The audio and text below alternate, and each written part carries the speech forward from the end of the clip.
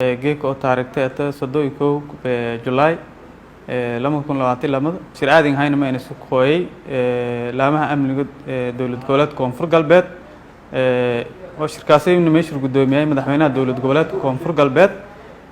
ma uu qayb galay shirka ciidanka xoogga dalka Soomaaliyeed taliyaha ciidanka xoogga dalka Soomaaliyeed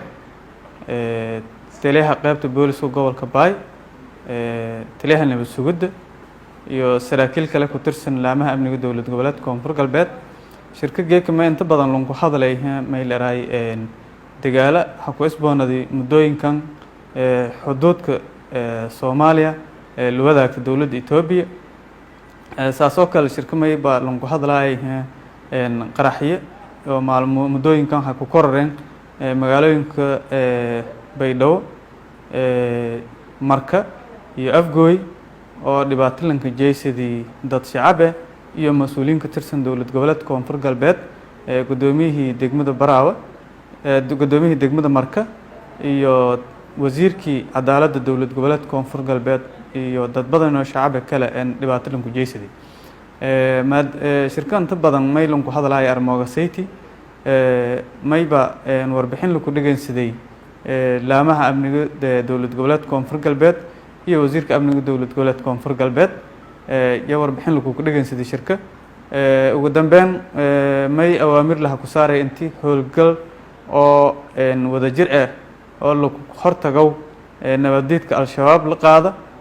gudaha magaalada iyo banaanka howlgal lagu horseedo nabaddiidka al-shabaab lagu qaada saasoo kale may leeyahay in la taageero may leeyahay la dagaalanka argagixisada oo al-shabaab la kala jaray meel walba lagu dagaalamaha garab la sii